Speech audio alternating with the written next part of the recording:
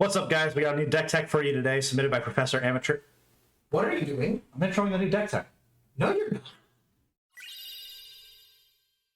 What up, what up, what up? What's going on, everyone? We have another video for you. We got a Commander deck tech, and we have a special guest here, Mike, aka Professor Amateur, a longtime friend of the channel, friend of mine who is visiting. While he was here, we played some CEDH at my locals, and figured it would be a good opportunity to kind of talk about the deck and get the exclusive commentary here. So yeah, before we get into the deck tech, remember, like, comment, subscribe, all that stuff really helps me out. And if you have a deck that you want to be reviewed by me, you can join my Discord, and we have a channel just for this video series where you can submit deck lists, and I will get them in the queue for a review. All right, without further ado, let's talk about our commander. All right, so here's our commander, and we have Saffi Erikstodder, which is green and white for a 2/2 legendary creature human scout. You can sacrifice her to make it so that when target creature is put into your graveyard this turn, you return that card to the battlefield. So on face value, you kind of just think of it as, oh, you know, maybe you just like sack it to save a creature. But there's a whole bunch of interesting stuff that we can do in this Selesnya deck. So let's take a look at the actual deck list, because that's really what we're here to see. All right, so here we have the deck list, and just so everybody knows, this did come from another. Originally, the idea came from another creators that. Who was that? I'm looking it up. Are you looking it up? But I created Moxfield user by the name of Nilstan. His real name is Gabe Neal. He basically just like one day, one of the bigger CEDH groups on Facebook just threw in this list and was like, "Hey guys, I've been meaning to like try and get a deck list on the database, and I kind of want it to be Saffi. Here's the list. Here's the link to a Discord," and then just kind of like threw up like the first version of this list, and I saw it, and me being, you know, a huge fan of not Boonweaver, but Protean Hulk, was like, I'll check it out. And it had issues. And this pile still does have issues, but I feel it's slightly more tuned. Mm-hmm.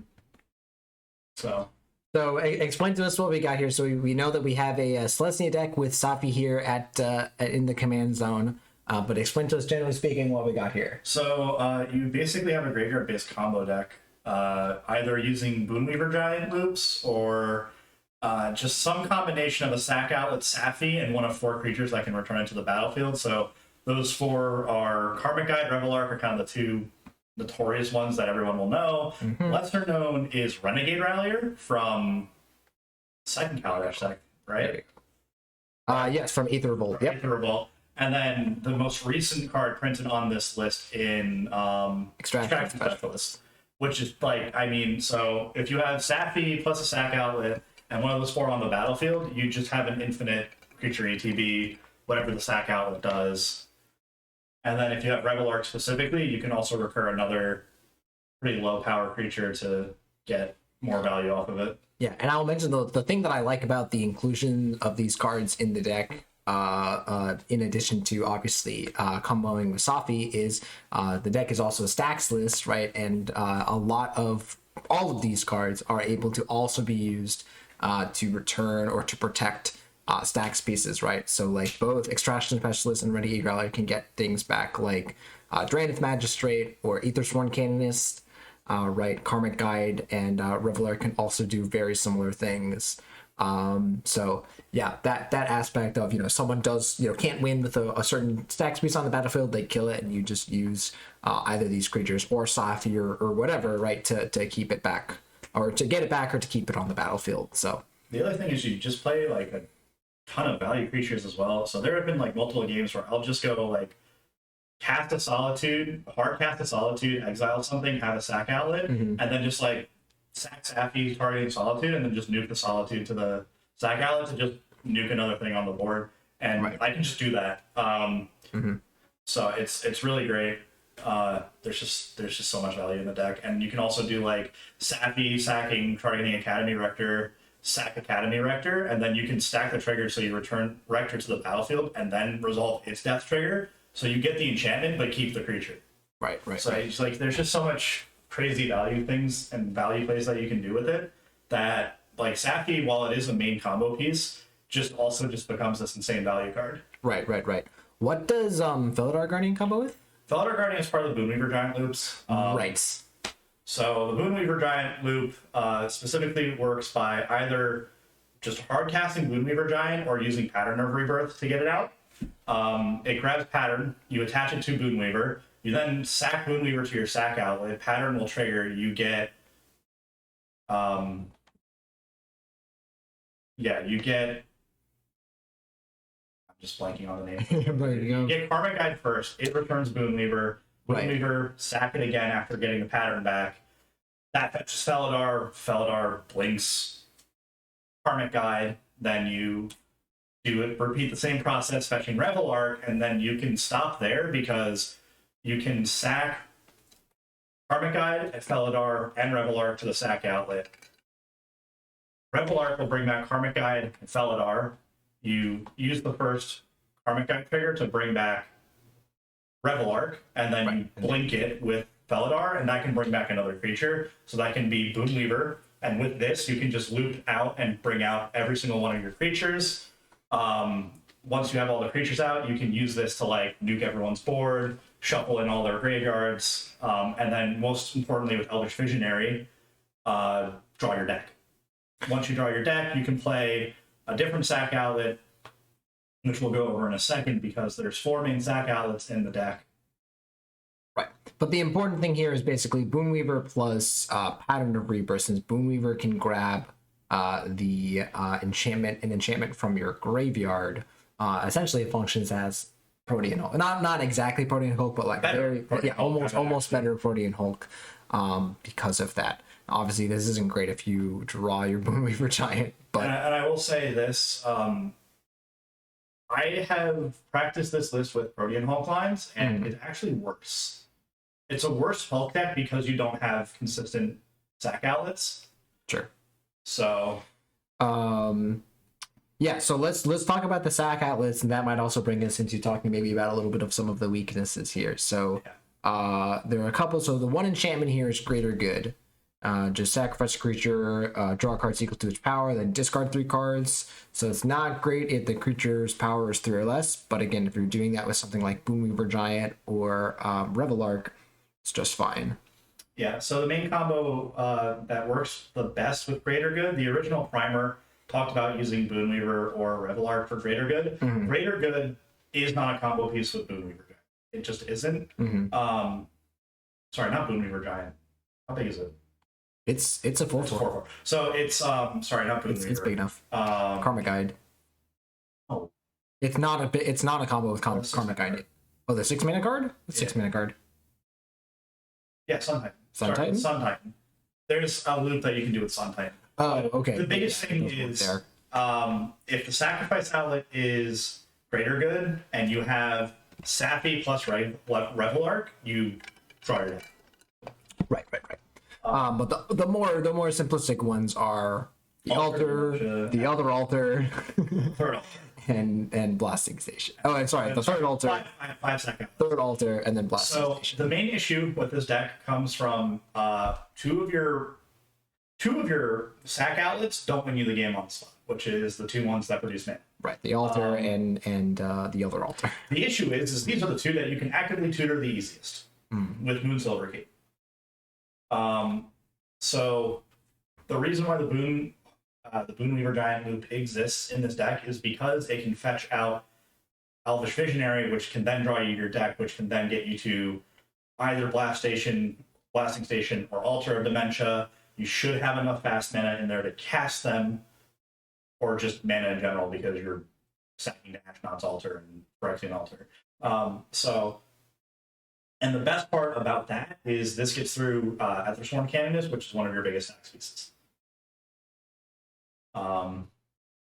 So yeah, I mean, this is kind of a weird hybrid of a like fast combo and stacks list where it wants to be playing is kind of in that middle game between the 2 where you don't want to try and mid-range / stacks out the board completely and slow yourself to a crawl. You want to establish some sort of value engine. And then the second that's online, you need to win as fast as possible. You cannot let the game go on. You just cannot compete with even just other Hulk lists. Any Timna X Hulk list is going to outscale you. Any Right. yeah, pretty much any. So like three big ones I can think of, like Minsk, that's going to kill you. That's going to outrace you. Timna Kodama, don't even trying to outrace that deck. You will just get blown off the board. And then the only other one I can really think of is your classic like Breakfast Halls Piles. Those just have a lot more resilience and interaction. So you kind of just have to stacks out the board a little bit and then just play under the radar. But people who play CDH are smart. The second you drop an Ashnod or a Phyrexian, they're going to know that They're going to know what's up. a pretty critical part of your game plan for the rest of the game. So, let's talk about some of the cards that are not. Well, I guess. Sorry, this gets you. What is this getting? Oh, this is just getting. That getting greater. That's getting. Okay, that's what I was almost wondering. always. That's what I was. There are cases actually. It Deafening depends. silence. I would actually argue that survival. more often than not, it's getting pattern. Sure, that too. But there's there has a few targets that are pretty good. But yeah, let's not talk about that. Let's talk about like things like Archivist of Ogma, right? Grand Abolisher, Mentor of the Meek. These are kind of some of the things that are supporting the game plan without directly being combo pieces, right? So Mentor and Okim are kind of some of the main card advantage engines.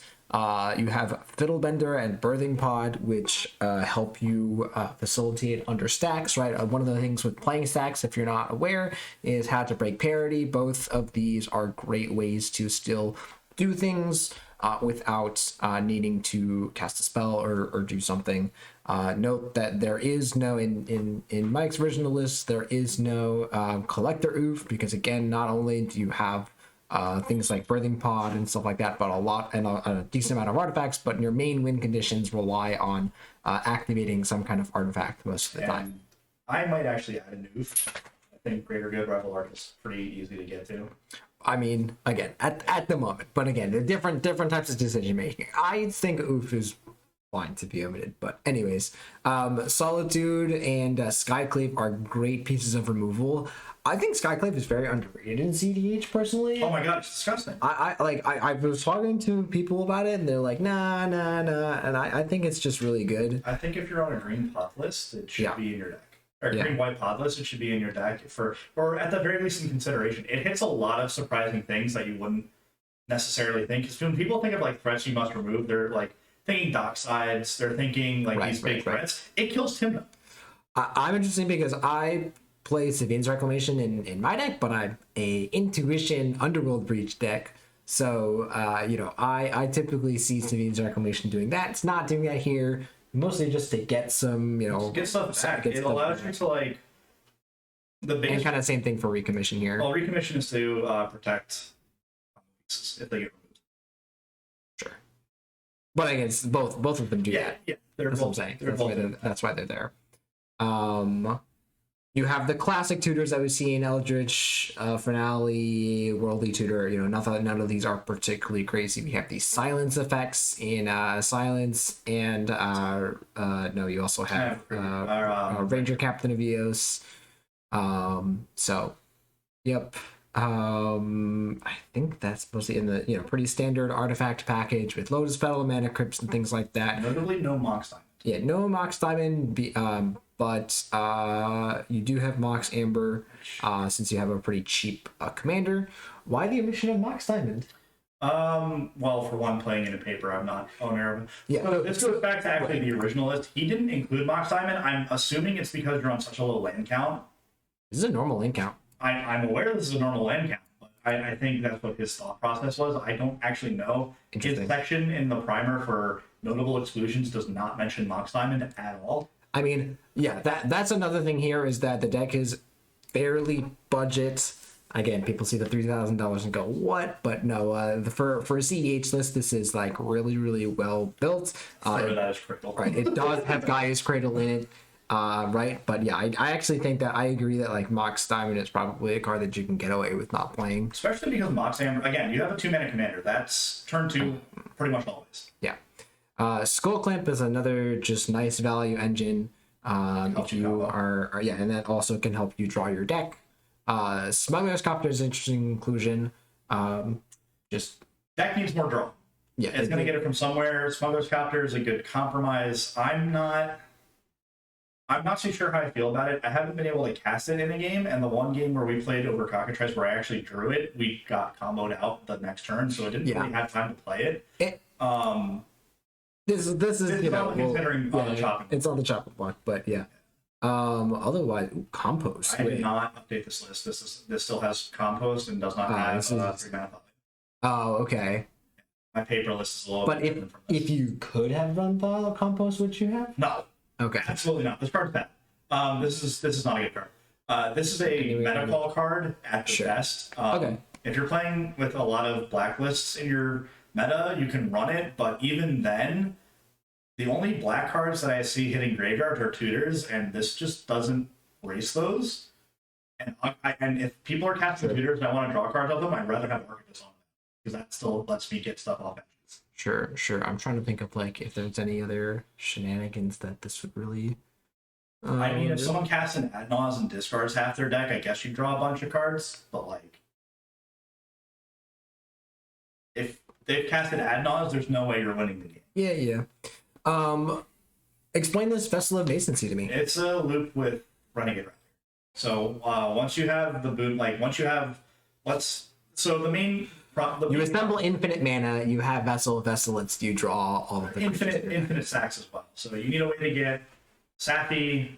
So once you have the Revelar, Karmic Guide, Felidar loop going, you can recur any one creature infinitely from the graveyard. Mm-hmm. So you use Renegade Rallier, and then you use Vessel of Nascency, and you just bulldoze through your deck.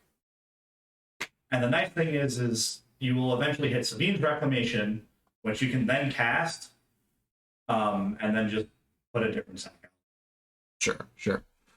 So there's like, I first saw that card in the deck list and like didn't understand it, and then Progresso, Froggy, or Grant, he pointed it out. It's like, you have Renegade Rallier in the deck. That's what it's for. I'm like, oh yeah, that makes perfect sense. Yeah, I think with Renegade Rally is good, but also it's just it digs. It does. And again, you don't mind putting stuff in your graveyard, so I think it's just there's no real good way to recur enchantments from the graveyard in the deck. So it's like, if you're not comboing, it's just kind of a one and done effect.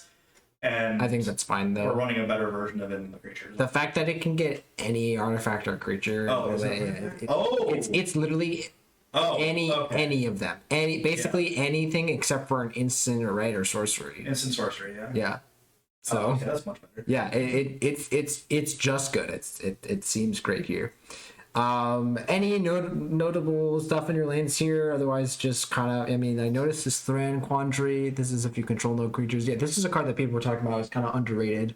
Most people might not know what this card is. I think if you're in a creature-based sack deck, it's a no-brainer if you're in multiple colors. War Room, just good card draw for 2-color deck. It me a ton of cards over the day. Buried, like 7 cards in one game off of it. Buried Ruins is right, but in a pinch gets back a card. Yeah. Yeah. Cool. The mana base is super tight.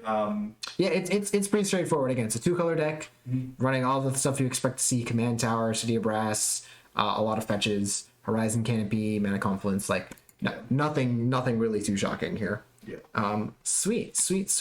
Good stuff. I noticed there's some stuff in the sideboard. So like, there were some things after, or that you had been considering, and also after today there were some changes. So kind of talk to me about what went well, what didn't go so well, and kind of what after that, what kind of changes are you hoping to make to the deck. In games where I was 0-2-1, so 0 wins, 2 losses, 1 draw. But we're not going to focus on games 1 or 2 because I was kind of hard trolled in those games. That's a little aggressive. Aside from the results of the games, how do you think the deck itself performed, regardless of win or loss? Right, because again, we don't evaluate decks by having them win, like how much they win. It's a matter of what they do. And, it's surprisingly resilient. Saffi being 2 mana, there were multiple games where like I would just like keep her out in the graveyard and then just like get her back with Revel Arc, stuff like that. There was a game where I just set up an infinite Tron block with Revel Arc. Like, no one could get through because they knew I could just throw Revel Arc, sack Saffi in response before damage goes through. Revel Arc dies, and then... Right. Come right back. And hell, later in the game, I had an Elvish Visionary out, so I started double... Like, I could started double blocking, and then not only would I get Rebel Arc back, I would draw a card. Right. So it's surprisingly resilient. The only real weakness it has is it just doesn't have much card velocity in it. It can't really get through its deck quickly. And like I said, a lot of the tutors, I've slowly come around to this idea that I'm not tutoring for the altars or sack outlets. I'm tutoring specifically for Boonweaver to get that out as quickly as possible, and then plan a greater good. Because if I can just get Boonweaver and have a Saffi on the battlefield, I just need a second once to greater good to grab Reveler, and then from there I can just draw my deck. Right. Yeah, that seems to be a good game plan. Yeah. We can card changes. Card changes. I'm only really considering a couple. So I wanted to point out Duskwatch Recruiter because we're unironically casting it in this deck. Yeah. For those of you who were not around for when Duskwatch Recruiter was in standard, it was heavily played at one point in this green-black Nantuko Husk list. And then later on, I think it was in a combo deck because you could use its ability infinitely. Yeah, it was used to assemble like the walking, like once you got infinite mana, like within the Devoted Druid. In the Devoted Druid, oh yeah, modern. It's yeah, used in modern. I was thinking modern. It was played in Devoted Druid for a little bit because you can just like still is. Yeah. You just put it onto the battlefield, get the Devoted Druid combo, and you just run through your deck. Yeah. So yeah, I mean, it's a great card. I don't understand why people have been sleeping on this in a lot of these green, white, and decks that just like I can assemble infinite mana loops. What do I do with them? Play Duskwatch. It just it digs through your deck, can get you win conditions, can get you creatures. Yeah. So Root Maze underperform coming out of the deck. I don't. We talked about compost. Yeah, I don't have a single game where I've played Root Maze where I've won, and I haven't had a single game where Root Maze has been on the battlefield where it has done much than just slow down the pace of the game, but not in a way that allows you to get ahead. It just, the game ends as it normally would, it just takes a turn longer for it to happen. So, I know in Legacy it's good, it's not good here. Yeah. What about Elsword Shepherd? How has that performed? I've actually never cast it. Interesting. So it's if you turn on the mana real quick, the mana pips, I can go over some changes I made from the original deck list. Oh, it's a where? Wait. Group view text. Group by color. Man. No, that's grouping. So you want type, sort by, and everything. Oh, okay, there we go. Where are your pips? It doesn't show up. I don't know what okay. Well, oh wait, do you want like? No, this is visual. Don't want that. Next. Doesn't matter. This deck is majority white. Yeah, it'll show us the. If we can scroll out of the color breakdown, actually. Yeah, here you go. If you'll notice, the deck has like. This doesn't do a good job at like. Because it's also including like sideboards and stuff like that. Yeah. But like the main board of this deck is majority white. Mm-hmm. So Allosaurus Shepherd will really only protect like Renegade Rallier, Saffi, your elves, Greater Good. Duskwatch are like the most important things. Yeah. I'm almost considering maybe changing that from Allosaurus to Destiny Spinner. Yeah, I think this is the one case where I can say that it's better, and that's just because there's just so many white creatures in the deck that are too important that I would want that. Yeah. So some big changes from the main list. The main list is not on Court of Calling for some reason, but is instead on Green Sun Zenith, which like doesn't make sense. At all. Yeah.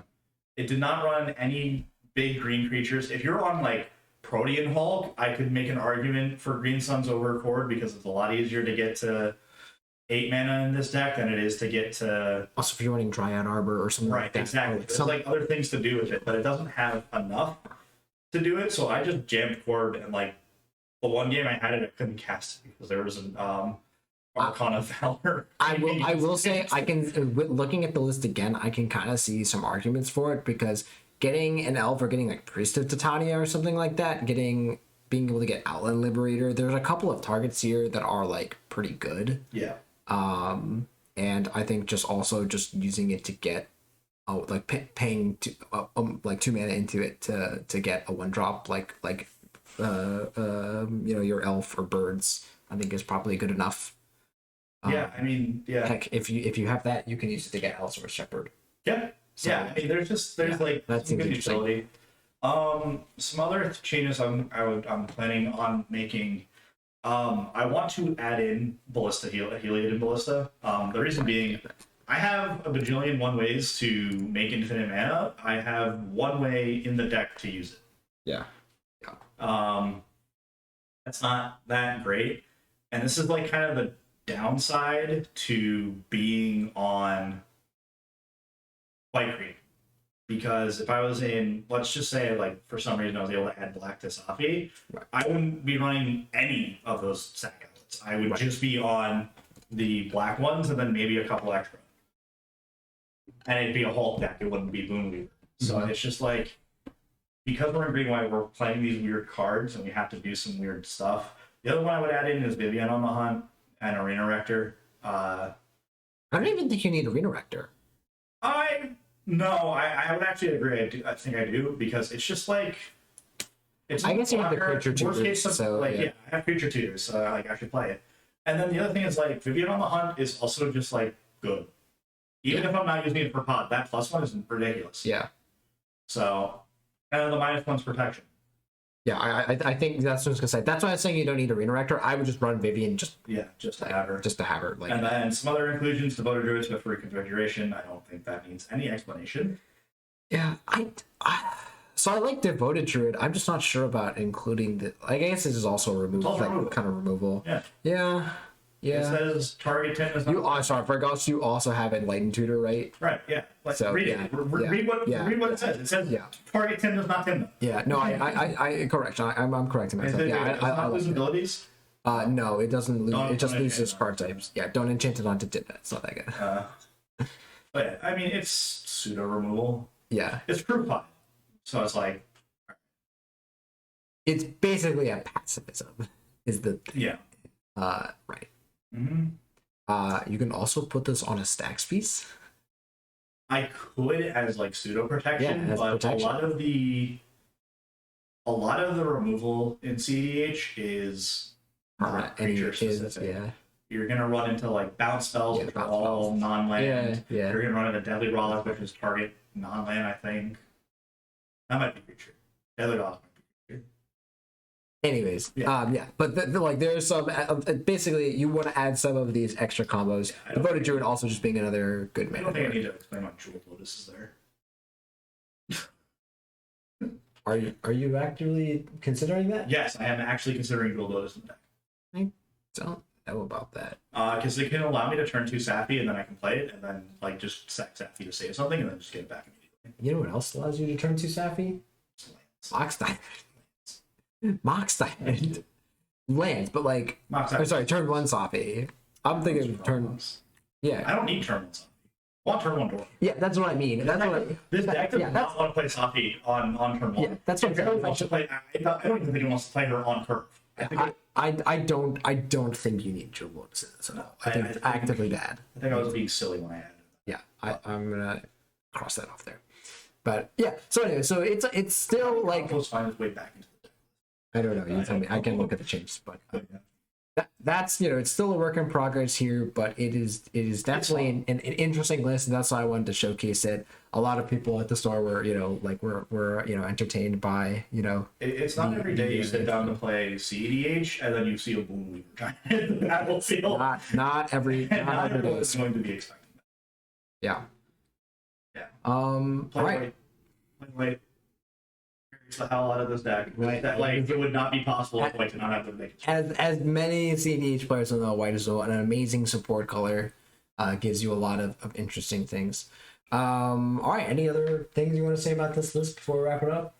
If you do play it, just realize that you're not playing the long game. You want to combo off. Like, Sure. like be aggressive, but like you can keep hands that are like turn 1 do nothing, turn 2 to stack. you'd be shocked by the number of CEDH games where you can get away with just not having a turn of play. Right. So it's like you're still a stacks list, but you're not trying to indefinitely delay the game. You're trying to kind of slow some of the wins so that you can just comp up with more people. Right. You almost kind of, you want to nail some kind of silver bullet or something like that. This is where it takes kind of like knowing, again, the decks, knowing the table, and figuring out what you need to do is really important, because if you can land some crucial piece, then you can kind of just search through your deck, or get what you need. I'm looking at Kenneth's transformation right now. I'm trying to figure out. I like that card. I think it's good. Yeah. All right. Like the Timna. But yeah, I was gonna say Timna is a card. All right, I think that's gonna do it for this deck tag. I got a link. I'll put this link here to the deck list down in the description. But yeah, thank you to Mike for letting us show us this deck, and hope you guys enjoyed. If you did, remember, like, comment, subscribe, all that stuff. And remember, you too can submit some deck lists in the comments or in the Discord. So yeah, thank you guys for watching, and I'll see you guys for the next video.